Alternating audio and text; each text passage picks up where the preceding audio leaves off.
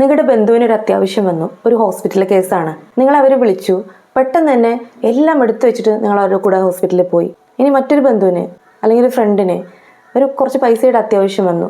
നിങ്ങളുടെ അത്യാവശ്യത്തിന് പോലും മാറ്റി വെക്കാതെ എല്ലാ പൈസയും അടിച്ച് തുടച്ചെടുത്ത് അവർക്ക് എടുത്തു കൊടുത്തു.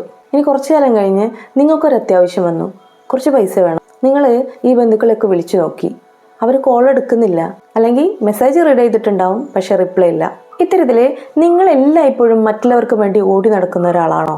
അല്ലെങ്കിൽ അവർക്ക് എന്തെങ്കിലും ഒരു അത്യാവശ്യം വന്നാൽ ആദ്യം വിളിക്കുന്നത് നിങ്ങളെയാണോ? അതെ എന്നാണെങ്കിൽ തിരിച്ച് നിങ്ങൾക്ക് എന്തെങ്കിലും ഒരു വിഷമോ അല്ലെങ്കിൽ ഒരു ആവശ്യം വന്നു കഴിഞ്ഞാൽ നിങ്ങൾ അവരെ സമീപിക്കുമ്പോൾ അവരുടെ തിരിച്ചുള്ള റിപ്ലൈ എങ്ങനെയാണ്? ചില മനുഷ്യരിങ്ങനെയാണ്. അവരുടെ കാര്യങ്ങൾ നിറവേറ്റാൻ വേണ്ടി, അവരുടെ ആവശ്യങ്ങൾക്ക് വേണ്ടി നമ്മളെ യൂസ് ചെയ്യുന്നവരുണ്ടാവാം. ഇത്തരത്തിൽ ആളുകൾ നിങ്ങളെ ഉപയോഗിക്കുകയാണോ അല്ലേ എന്നുള്ളത് നമുക്ക് തിരിച്ചറിയാൻ പറ്റും. ഈ വീഡിയോയിൽ വളരെ സിമ്പിളായിട്ട് നമുക്കതെങ്ങനെ മനസ്സിലാക്കുക എന്നുള്ളതാണ് നോക്കുന്നത്. അതുകൊണ്ട് വീഡിയോ മുഴുവനായിട്ടും കാണാം, തീർച്ചയായിട്ടും നിങ്ങൾക്ക് ഉപകാരപ്പെടും. ഒന്നാമതായിട്ട്, നിങ്ങൾക്ക് ചില ഫ്രണ്ട്സുകൾ ഉണ്ടാവും അല്ലേ? 2-3 മാസം അവർ വിളിക്കൂല, പക്ഷേ 3-ാമത്തെ മാസം അവർ നിങ്ങളെ വിളിക്കും. അവർക്ക് പണം ആവശ്യം ഉണ്ടാവും. ആദ്യം അവർ നിങ്ങളെ കുശലങ്ങളൊക്കെ അന്വേഷിക്കും, എന്തൊക്കെ വിശേഷം കാര്യങ്ങളൊക്കെ ചോദിക്കും. എന്നിട്ട് അവസാനം അവരെ കോറെന്ന് പറയുന്നത് എന്തായിരിക്കും? പണമായിരിക്കും. അവർക്ക് പണത്തിൻ്റെ ആവശ്യത്തിന് വേണ്ടിയിട്ടായിരിക്കും നിങ്ങളെ വിളിക്കുന്നുണ്ടാവും. ആ ഒരു കോൾ കഴിഞ്ഞാൽ പിന്നെ അവരെ വിളിയോ സംസാരമോ ഒന്നും ഉണ്ടാവില്ല. പിന്നെ കുറേ കാലത്തിന് ശേഷം അവർ വിളിക്കുന്നുണ്ടാവുക. യഥാർത്ഥത്തിൽ ഇതൊരു ഫ്രണ്ട്ഷിപ്പാണോ, അതല്ലെങ്കിൽ ആവശ്യത്തിലുള്ളൊരു ബന്ധം മാത്രമാണോ? ഇനി മറ്റൊരു വിഭാഗം ആളുകളുണ്ട്. അവർ നിങ്ങളുടെ അടുത്ത് എന്തെങ്കിലും ഒരു ആവശ്യം ചോദിക്കും, ചിലപ്പോൾ പണമായിട്ടോ അല്ലെങ്കിൽ എന്തെങ്കിലും ഒരു കാര്യം ചോദിക്കുകയാണെന്നുണ്ടെങ്കിൽ ആ സമയത്ത് നിങ്ങളുടെ അടുത്ത് അത് എടുക്കാനുണ്ടാവില്ല.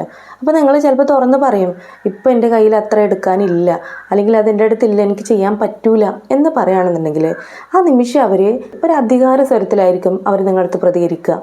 ഇത്ര ചെറിയൊരു കാര്യം പോലും നിനക്ക് ചെയ്യാൻ പറ്റില്ലേ, അല്ലെങ്കിൽ ഇത്ര ചെറിയൊരു സംഖ്യ നിന്നോട് ചോദിച്ചിട്ട് അത് നിനക്ക് തരാൻ പറ്റില്ലേ എന്നുള്ള രൂപത്തിലായിരിക്കും അവർ നമ്മുടെ അടുത്ത് സംസാരിക്കുക. ഇങ്ങനെ നിങ്ങളുടെ അടുത്ത് പറയുന്ന ആളുകളുണ്ടെന്നുണ്ടെങ്കിൽ ഒരു കാര്യം ശ്രദ്ധിക്കുക. സത്യസന്ധമായിട്ട് നിങ്ങളുടെ അടുത്ത് സ്നേഹമുള്ള ആളുകളാണെന്നുണ്ടെങ്കിൽ നിങ്ങളുടെ അവസ്ഥ മനസ്സിലാക്കും.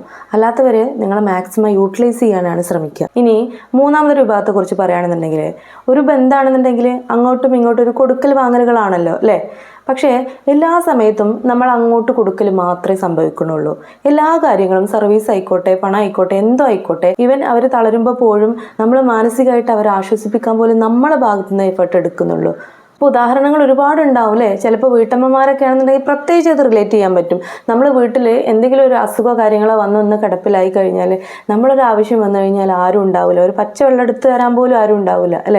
എന്നാൽ നമുക്ക് പനിയോ അസുഖങ്ങളൊക്കെ ഉണ്ടെങ്കിൽ പോലും മറ്റുള്ള ആളുകൾക്ക് നമ്മൾ കാര്യങ്ങൾ ചെയ്തു കൊടുക്കും അല്ലേ? ചില സന്ദർഭങ്ങളിൽ നമ്മൾ വല്ലാതെ തളർന്നു പോകും. ഒരു ചെറിയ മാനസിക സപ്പോർട്ട് കിട്ടിയാൽ മതി നമുക്ക്. ഒന്ന് സാരല്ലടി, അല്ലെങ്കിൽ സാരല്ല, അത് പോട്ടെ എന്ന് പറയാൻ ഒരാളുണ്ടായാൽ മതിയാവും. പക്ഷേ അതിന് പോലും അവർ നമ്മുടെ കൂടെ ഉണ്ടാവില്ല. എല്ലായ്പ്പോഴും അവർക്ക് വേണം നമ്മുടെ സർവീസ്. നമ്മൾ അവർക്ക് വേണ്ടിയിട്ട് കാര്യങ്ങൾ ഇങ്ങനെ ചെയ്തു കൊടുക്കണം.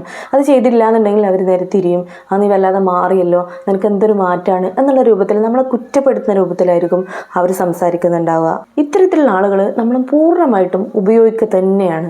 സ്നേഹം ഉള്ള ആളുകളാണെന്നുണ്ടെങ്കിൽ ഒരിക്കലും നമ്മുടെ അവസ്ഥ മനസ്സിലാക്കാതെ നമ്മളോട് ഇങ്ങനെ കർക്കശമായിട്ട് പെരുമാറില്ല. ഇനി നാലാമതായിട്ട് ചില വിഭാഗം ആളുകളുണ്ട്. അവരെ കണ്ടാൽ തന്നെ നമുക്കൊരു നെഗറ്റീവ് എനർജി ഫീൽ ചെയ്യും. കംപ്ലീറ്റ് ആയിട്ട് ഡള്ളായിട്ടുള്ളൊരവസ്ഥയായിരിക്കും. അവരെല്ലായ്പ്പോഴും നമ്മൾ വിളിക്കുന്നത് എന്തിനായിരിക്കും? അവരുടെ നെഗറ്റീവ് കാര്യങ്ങൾ സംസാരിക്കാൻ വേണ്ടി, അവരുടെ സങ്കടങ്ങൾ അല്ലെങ്കിൽ അവരെ ഇമോഷൻസ് ഷെയർ ചെയ്യാൻ, വീക്കായിട്ടുള്ള ഇമോഷൻസ് അത് മാത്രം ഷെയർ ചെയ്യാനോ കാര്യങ്ങൾക്ക് വേണ്ടി മാത്രം നമ്മൾ വിളിക്കുക. അവരുടെ മനസ്സിലുള്ള വിഷമങ്ങൾ മുഴുവൻ നമ്മുടെ മനസ്സിലേക്ക് ഇങ്ങനെ ഇട്ടുകൊണ്ടിരിക്കും.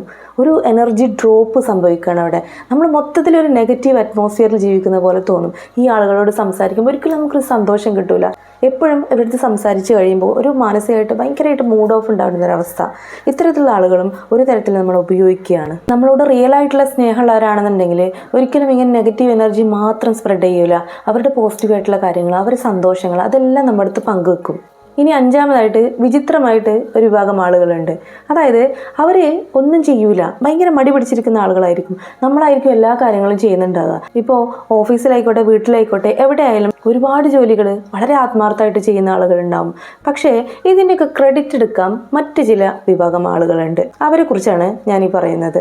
ഓവർ ടൈമായിട്ട് ജോലി എടുക്കുക, അല്ലെങ്കിൽ നമ്മുടെ മേലുദ്യോഗസ്ഥർ പറയുന്ന എല്ലാ കാര്യങ്ങളും നമ്മൾ ചെയ്യുക, അങ്ങനെ ആത്മാർത്ഥമായിട്ട് ചെയ്തിട്ടുണ്ടെങ്കിലും പക്ഷേ അപ്രിസിയേഷൻ മുഴുവൻ അവർക്ക് കിട്ടണം എന്നുള്ളതാണ് അവരുടെ ചിന്ത.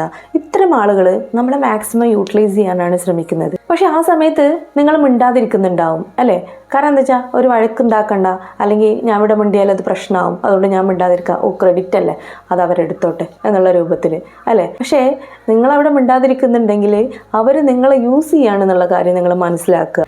ഇനി മറ്റൊരു വിഭാഗം ആളുകൾ നമുക്ക് മനസ്സിലൊരു ഭയം ഉണ്ടാക്കും. നമ്മളത് ചെയ്തു കൊടുത്തിട്ടില്ലെങ്കിൽ, അവർക്കത് കൊടുത്തിട്ടില്ലെങ്കിൽ നമ്മളെ വിട്ടു പോവോ എന്നുള്ളൊരു ഭയം നമ്മുടെ ഉള്ളിലുണ്ടാക്കും അവർ. നിങ്ങൾ ഒരു കാര്യം ഓർക്കുക, സ്നേഹം ഉണ്ടെന്നുണ്ടെങ്കിൽ അവിടെ ഭയം ഉണ്ടാവില്ല. ഞാൻ നേരത്തെ പറഞ്ഞ പോലെ നമ്മുടെ അവസ്ഥകളും കണ്ടീഷൻസ് മനസ്സിലാക്കാനുള്ള ബോധം അവരുടെ മനസ്സിലുണ്ടാവും. അപ്പോൾ ഇത്തരത്തിൽ ഏതെങ്കിലും ഒരു വിഭാഗത്തിലുള്ള ആളുകൾ നിങ്ങളുടെ ജീവിതത്തിൽ വന്നു പോയിട്ടുണ്ടാവും. അപ്പോൾ ഇങ്ങനെയുള്ള ആളുകളെ നമ്മൾ എങ്ങനെയാണ് കൈകാര്യം ചെയ്യേണ്ടത്, അവരുടെ അടുത്ത് എങ്ങനെയാണ് നമ്മൾ ബിഹേവ് ചെയ്യേണ്ടതെന്നുള്ളതാണ് നോക്കുന്നത്. നിങ്ങളെ വില മതിക്കുന്നില്ല, അല്ലെങ്കിൽ നിങ്ങളെ യൂസ് ചെയ്യുകയാണെന്ന് തോന്നുകയാണെന്നുണ്ടെങ്കിൽ ഒരു ചെറിയ അകലം അവരുമായിട്ട് ഇടുക. അത് നിങ്ങളുടെ സേഫ്റ്റിക്ക് വേണ്ടിയിട്ടാണ്. അതുപോലെ നിങ്ങളുടെ അടുത്ത് ഇല്ല എന്നുണ്ടെങ്കിൽ ഇല്ല എന്ന് തന്നെ പറയാം. അല്ലെങ്കിൽ നിങ്ങൾക്ക് അവിടെ എത്താൻ പറ്റില്ല, എന്നെക്കൊണ്ട് സാധിക്കുന്നില്ല. ഇനി ചില സമയങ്ങളിൽ ഉടനെ മറുപടി പറയരുത്. ഞാൻ പറയാം, ഞാൻ കുറച്ച് കഴിയട്ടോ, ഞാൻ സംസാരിക്കാം, ഞാൻ വിളിക്കാം എന്നുള്ള കാര്യം പറയാം. ഉടനെ മറുപടി കൊടുക്കരുത്. എനിക്ക് വീട്ടിലൊന്ന് സംസാരിക്കണം, എന്നിട്ട് ഞാൻ തിരിച്ച് വിളിക്കാട്ടോ എന്ന് പറയാം അവരെന്തെങ്കിലും ഒരു ആവശ്യം പറയുമ്പോൾ. അതുപോലെ മറ്റൊരു കാര്യം, നിങ്ങൾക്ക് കുറ്റബോധം ഒന്ന് സഹിക്കാൻ പഠിക്കുക. ഞാനിത് ചെയ്തിട്ടില്ലെങ്കിൽ, അത് അവർക്ക് കൊടുത്തിട്ടില്ലെങ്കിൽ അവരെന്ത് വിചാരിക്കും, അല്ലെങ്കിൽ ഞാനത് കൊടുത്തില്ലല്ലോ എന്നുള്ളൊരു കുറ്റബോധം ഉണ്ടാവുമല്ലോ. നിങ്ങൾക്കറിയാം അവർ നിങ്ങളെ പരമാവധി യൂട്ടിലൈസ് ചെയ്യുകയാണെന്നുള്ളത്, എന്നിരുന്നാൽ പോലും നിങ്ങൾ നോ പറയില്ല. അപ്പോൾ ആ കുറ്റബോധം ഒന്ന് സഹിക്കാൻ വേണ്ടി പഠിക്കുക. ഇതൊന്നും ഒരു സെൽഫിഷ് ആയിട്ടുള്ള മനോഭാവമല്ല കേട്ടോ, അത് സെൽഫ് റെസ്പെക്റ്റ് ആണ്. അതായത് നമ്മളെ വില കൽപ്പിക്കാത്തടുത്ത് നമ്മൾ ഒരു അകലം പാലിക്കുക എന്നുള്ളത്. നിങ്ങളിങ്ങനെ എല്ലാം സഹിച്ചുകൊണ്ടിരുന്ന ആരും നിങ്ങളെ രക്ഷിക്കാൻ വരുന്നില്ല. അതിനു മുമ്പ് ആദ്യം നിങ്ങളെ വില മനസ്സിലാക്കണം, എന്നാൽ മാത്രമേ മറ്റുള്ളവർ നിങ്ങളെ അംഗീകരിക്കുകയുള്ളൂ. അപ്പോൾ ഇത്തരത്തിലുള്ള ചെറിയ മാറ്റങ്ങൾ നിങ്ങൾ തുടങ്ങുകയാണെന്നുണ്ടെങ്കിൽ വലിയ മാറ്റം നിങ്ങളുടെ ജീവിതത്തിലുണ്ടാവും. പുതിയൊരു വീഡിയോയുമായിട്ട് പുതിയൊരു വിഷയമായിട്ട് വീണ്ടും കാണാം. അതുവരേക്കും ഗുഡ് ബൈ.